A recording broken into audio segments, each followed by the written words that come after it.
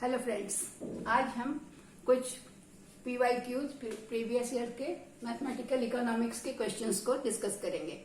ठीक है, तो हम शुरू करते हैं। अभी जगह की कमी है तो नहीं दिख रहा है, तो उसको हम इस सम को बाद में करेंगे, यहाँ मिटा के। तो पहला क्वेश्चन है हमारा रिटर्न टू स्केल से कि प्रोडक्शन फंक्शन दिया हुआ है। ठीक है, उसमें दिया हुआ है 150L का कोएफिशिएंट है 0.7 एंड K का कोएफिशिएंट है 0.5। अब इससे पूछ रहा है कि ये रिलेशन जो है वो क्या दिखा रहा है, इंक्रीजिंग रिटर्न, डिक्रीजिंग और कांस्टेंट और फ्लक्चुएटिंग। तो ये जो वैल्यू है ये कॉक डगलस का प्रोडक्शन फंक्शन है, जिसमें अल्फा और बीटा, ये दोनों अल्फा और बीटा का वैल्यू है, जो कि बताता है कि अगर वह इक्वल टू 1 है तो कांस्टेंट रिटर्न का केस होगा, कांस्टेंट रिटर्न टू स्केल होगा। ठीक है, और अगर इसका वैल्यू अल्फा प्लस बीटा का वैल्यू ग्रेटर देन 1 है तो इंक्रीजिंग रिटर्न होगा, और अल्फा प्लस बीटा का वैल्यू अगर लेस देन 1 है तो डिक्रीजिंग रिटर्न होगा। क्लियर है? तो हम इसको सॉल्व कैसे करेंगे, इसके वैल्यूज को ऐड करेंगे। ये L इज अल्फा, यहाँ पर मैं बना रही हूँ, ये L इज अल्फा जिसका वैल्यू है 0.7 and K is beta. Okay, so it's value is 0.5। तो हम अल्फा प्लस बीटा को ऐड करेंगे और देखेंगे कि क्या वैल्यू आ रहा है। सो it is 0.7 plus 0.5 is equal to 1.2. So it is greater than 1. So result, what is the return to scale? It exhibits increasing return to scale. It is clear? क्योंकि इसका वैल्यू 1.2 है, जो 1 से ज्यादा है, इसलिए इंक्रीजिंग रिटर्न दिखा रहा है। ठीक है, अब हम दूसरा क्वेश्चन को अभी छोड़ते हैं, नीचे की जगह खाली करके इसको सॉल्व करके आपको दिखाएंगे।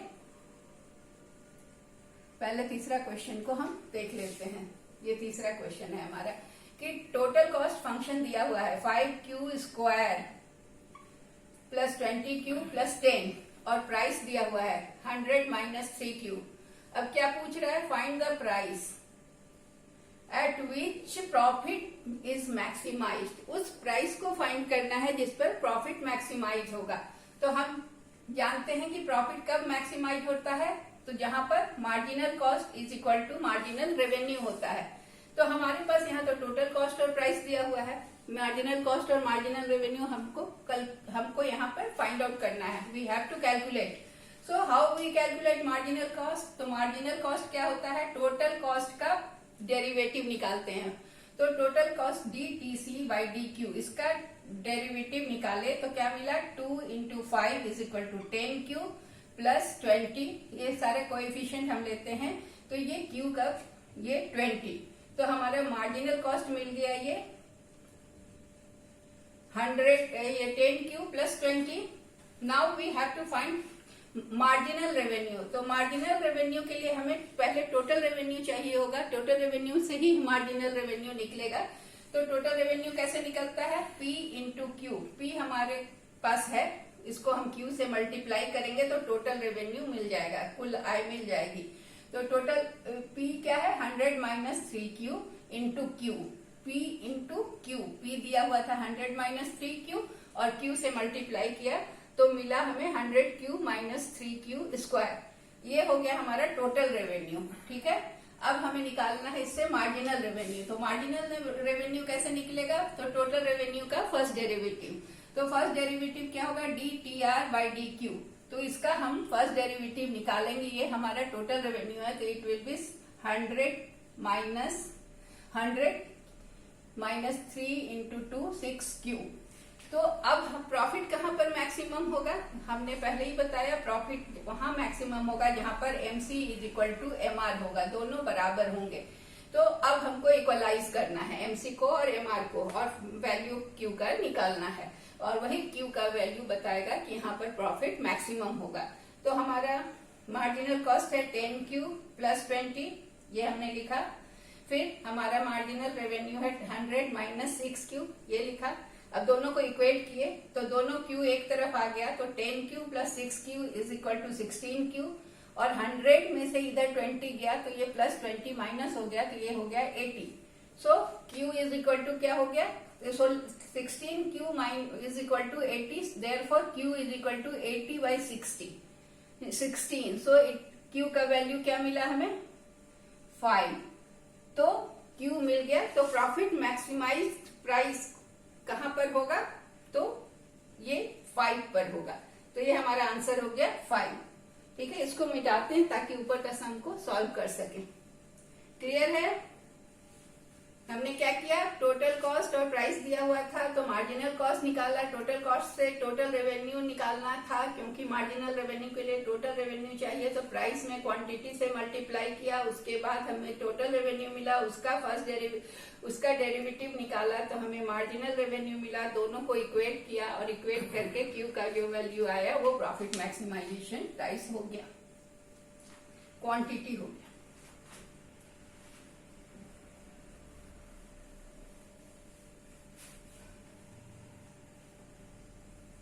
अब ये सवाल हम देखते हैं, इसमें दिया हुआ है क्वेश्चन कि एक प्रोडक्शन फंक्शन दिया हुआ है जिसमें कि Q में दिया है 2K, उसका कोएफिशिएंट 1/3 और L का कोएफिशिएंट 2/3।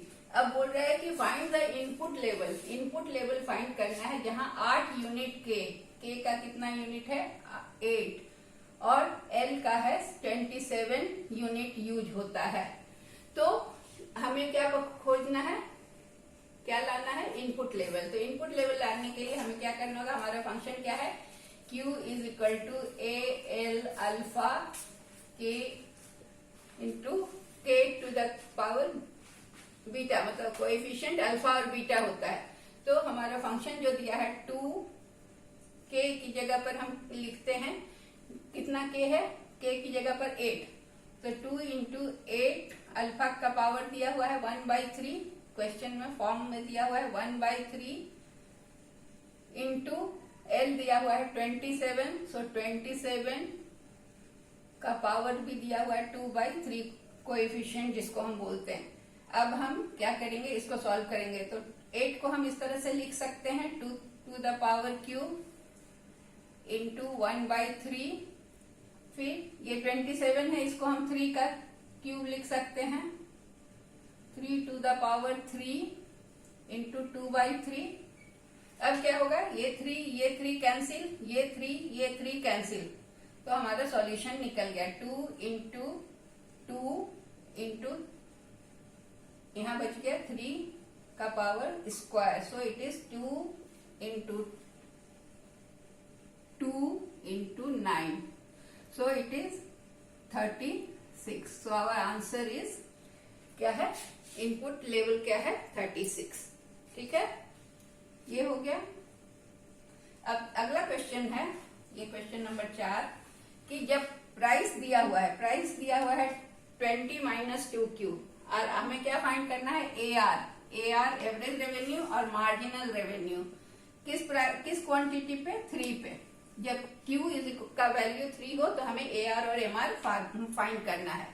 तो प्राइस दिया हुआ है, तो पहले हम MR के लिए हमें टोटल रेवेन्यू चाहिए, क्योंकि रेवेन्यू से फंक्शन है, सारा फंक्शन है रेवेन्यू से जुड़ा हुआ, तो हमें रेवेन्यू निकालना होगा, टोटल रेवेन्यू। तो टोटल रेवेन्यू निकलता है प्राइस को क्वांटिटी से मल्टीप्लाई करने से। तो हमारा प्राइस दिया हुआ है 20 माइनस 2Q, इंटू Q किए हमने Q से इसको मल्टीप्लाई किया, तो हमने क्या पाया, 20Q माइनस 2Q स्क्वायर। अब इस TR मिल गया, अब इससे MR फाइंड करना आसान है। MR कैसे फाइंड करते हैं, इसका फर्स्ट डेरिवेटिव TR का, तो dTR/dQ विल बी 20Q का 20 और 2Q स्क्वायर का 4Q। सो ये हो गया हमारा MR में हम क्या किए, Q का वैल्यू को पुट किए, तो 20 माइनस 4 इंटू 3, Q का वैल्यू 3 दिया हुआ है, तो ये हमने पुट किया, तो हमें क्या मिला, 20 माइनस 12 इज इक्वल टू 8। तो हमारा MR क्या हो गया, 8। ठीक है, MR मिल गया 8। अब हमें AR फाइंड करना है। AR क्या होता है, टोटल रेवेन्यू को क्वांटिटी से डिवाइड करते हैं तो हमें AR मिलता है। तो टोटल रेवेन्यू हमने फाइंड किया था 20Q माइनस 2Q स्क्वायर, ये है। तो इसको हमें Q से डिवाइड करना है। तो Q से डिवाइड किया तो हमने क्या किया यहाँ कि दोनों में Q है, ये 20Q है, ये 20Q, ये 2Q स्क्वायर है, तो हमने Q को कॉमन ले लिया। Q को कॉमन लिया तो ये हो गया 20 minus 2Q divided by Q, तो Q कैंसिल हो गया। अब हमारे पास बच गया 20 माइनस 2Q, जहां पर हमने 20 माइनस Q का वैल्यू पुट किया जो कि 3 है, तो यहाँ 3 पुट किया तो हमें आया 20 minus 2 into 3 is equal to 20 minus 6। So AR हमें मिल गया कितना 14, तो हमारा AR हो गया 14 और MR हो गया 8। ये आंसर आ गया। ठीक है, अब ये इलास्टिसिटी का सवाल है। Elasticity of price, demand function दिया हुआ है हमें और इलास्टिसिटी ऑफ प्राइस फाइंड करना है, जहां पर x का वैल्यू दिया हुआ है, x का वैल्यू 2 दिया हुआ है। ठीक है, when x is given 2, तो इलास्टिसिटी ऑफ प्राइस का फॉर्मूला क्या होता है, minus dx by D into P by x. क्योंकि हमारे पास यहाँ p दिया हुआ है, इसलिए पहले हम dp बाई dx फाइंड करते हैं, उसके बाद उसको हम 1 से जब 1 बाई dp बाई dx करेंगे तो हमें माइनस dx बाई dp मिल जाएगा। ये हम जानते हैं कि चूंकि इलास्टिसिटी है तो ये हमेशा नेगेटिव वैल्यू होता है, लिखा हो चाहे ना लिखा हो। तो ये हमारा dp बाई dx क्या होगा, इसका dp बाई dx हम निकाल रहे हैं, तो ये इसका -2 और ये 2.5, 2 into minus 2 into 0.5 is equal to 1, so it is 1x। अब क्या हमें चाहिए, और इधर हम p भी निकाल लेते हैं, क्योंकि हमें फॉर्मूला में क्या क्या चाहिए, dx बाई dp चाहिए, p चाहिए और x तो दिया हुआ है। ठीक है, तो हमें p निकालने के लिए क्या करना होगा, p का जहां x है वहां x का वैल्यू पुट करेंगे। तो यहाँ पर p में 10 माइनस 2x है, तो 2 इंटू 2 और 0.5 x स्क्वायर है, तो 0.5 इंटू 2 का square. So what we get 10 minus 4, 2 into 2 4, और ये 4 है, 4 इंटू 5, 0.5 है इसलिए ये 2, तो 10 minus 6 is equal to 4। So our price is 4, price p निकल गया 4। अब चूंकि हमें dx बाई dp चाहिए, तो हम क्या करेंगे कि ये जो वैल्यू निकला है इसको 1 बाई करेंगे तो ये dx बाई dp हो जाएगा।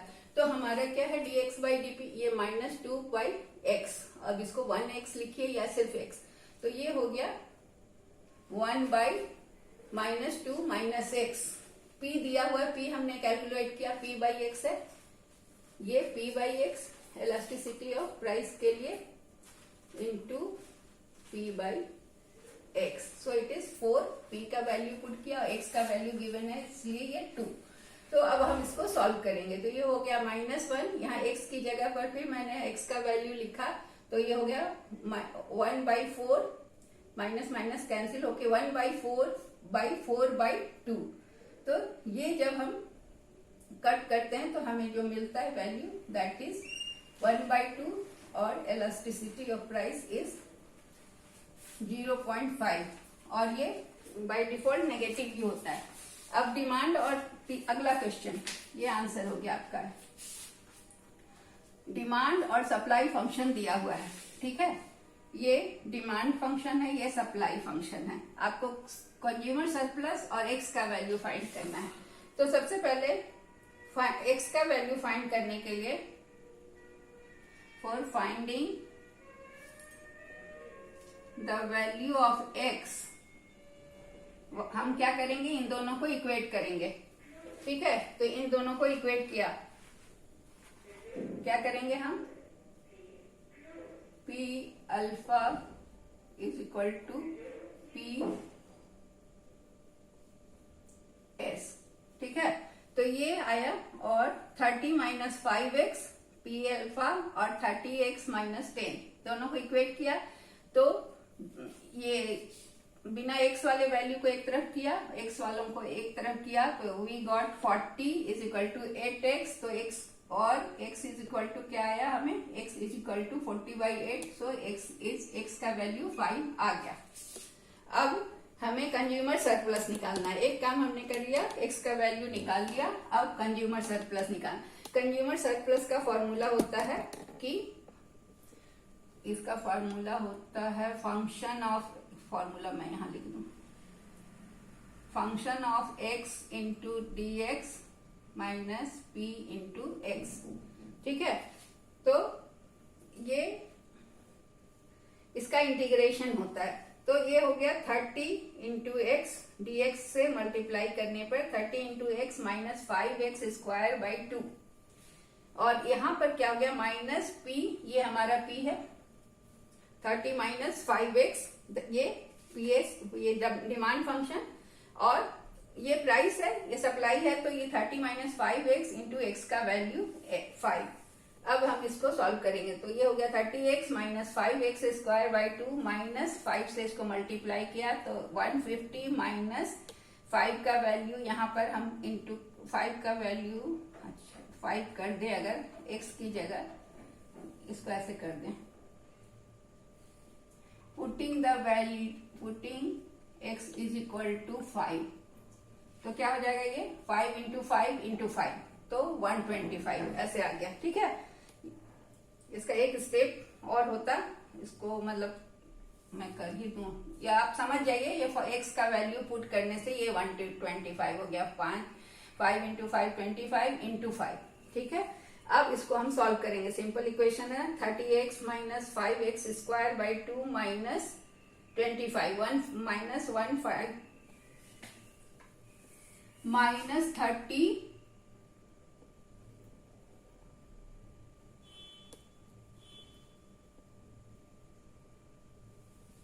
माइनस 30 माइनस 5 कैसे आ रहा है,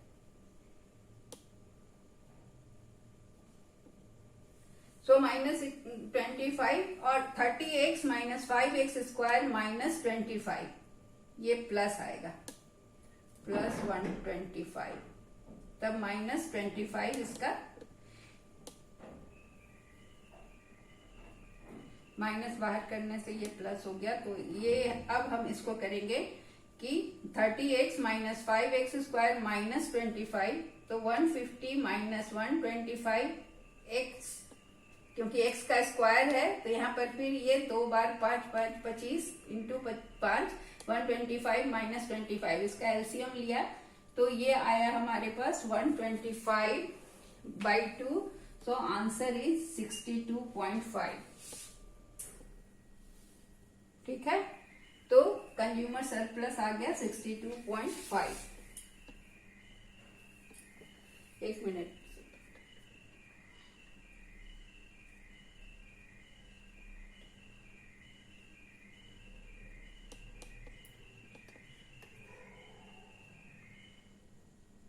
ठीक है, so that's all, thank you.